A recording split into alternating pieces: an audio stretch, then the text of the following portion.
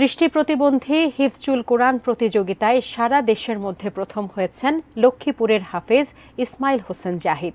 খুশি পরিবারের সদস্য ও এলাকাবাসী। সবার বিশ্বাস, সুযোগ এবং সহযোগিতা পেলে আন্তর্জাতিক পরিমণ্ডল থেকে আরও সাফল্য বয়ে আনবেন হাফেজ জাহিদ। লক্ষ্মীপুর প্রতিনিধি মেহরাজ উদ্দিন রবিনের তথ্য ছবিতে দেখব ডেস্ক রিপোর্ট।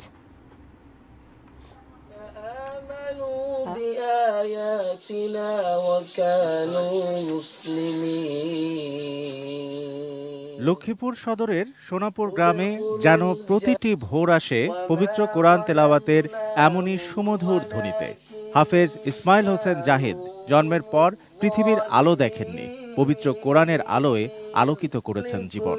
দেশের দৃষ্টি প্রতিবন্ধী হাফেজদের নিয়ে চট্টগ্রামে বেওয়ারিশ সেবা ফাউন্ডেশন আয়োজিত জাতীয় হিফজুল কোরআন প্রতিযোগিতা 2024-এ প্রথম হয়েছেন এই জন্মান্ধ হাফেজ।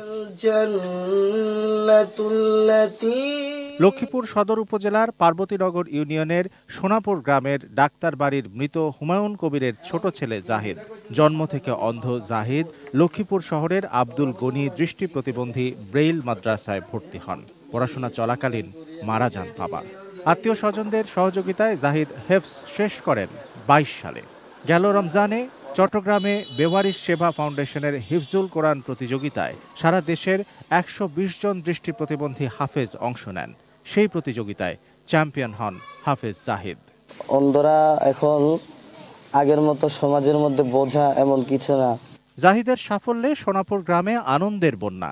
গর্বিত স্বজনদের আশা, সহযোগিতা পেলে প্রতিভাবান এই এতিম ছেলেটি আন্তর্জাতিক মানের হাফেজ হয়ে উঠবেন। দেশের জন্য বয়ে আনবেন আরও সম্মান। অনেকে অনেক কথা বলছিল যে অন্ধ দিয়ে কি হবে। আমাদের কিছু শিকার আছে, অন্ধ হয়েও সে অনেক ভালো হাফেজ হয়ে তারপরে প্রতিযোগিতা দিয়ে 1 নম্বর হয়েছে। হাফেজ জাহিদুল ইসলামকে দেখে সব দৃষ্টি প্রতিবন্ধীরা যেন লেখাপড়ার জন্য উদ্গ্রীব হয়। জাহিদের সাফল্য দেখে অন্য দৃষ্টি প্রতিবন্ধীরাও অনুপ্রাণিত হবেন বলে আশা সবার। Shamsul Arefin, desk report, ATN news.